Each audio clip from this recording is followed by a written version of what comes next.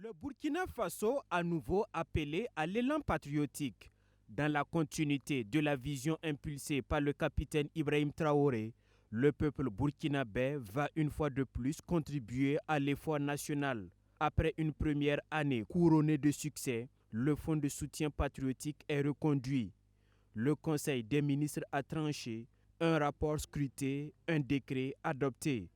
Une décision qui confirme la dynamique engagée depuis 2 ans. Il était prévu effectivement que le décret puisse être examiné après une année de mise en œuvre pour voir s'il y avait la nécessité de poursuivre. Effectivement, après l'évaluation, il est ressorti qu'il est nécessaire de poursuivre la collecte et de renforcer davantage la collecte du fonds de soutien patriotique au regard de l'impact important que cela crée sur le terrain pour la prise en charge des volontaires pour la défense de la patrie et surtout leur équipement.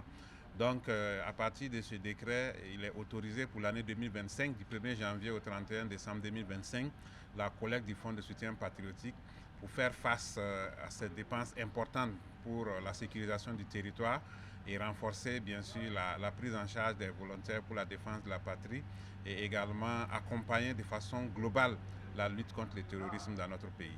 Le président du Faso et son équipe ont examiné le fonctionnement de la Chambre des métiers de l'artisanat du Burkina Faso. Les nouveaux statuts particuliers de l'institution ont été adoptés, tandis que ses organes consulaires ont été dissous. Une délégation consulaire prendra en charge les affaires courantes jusqu'aux prochaines élections. D'autres innovations importantes ont également été annoncées pour renforcer l'institution.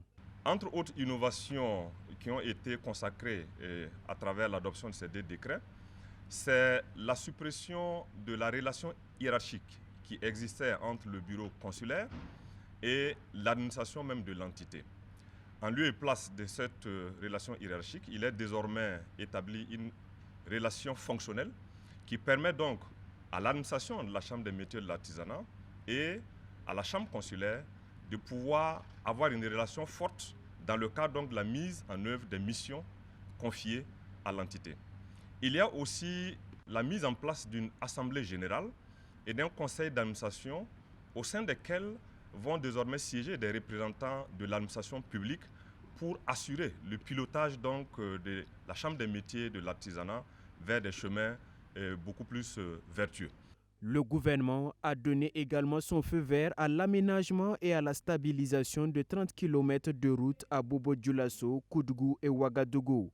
Il s'agit de la phase pilote de l'initiative présidentielle Faso-Mebo dans sa composante 2 dédiée au réaménagement et à l'embellissement des villes.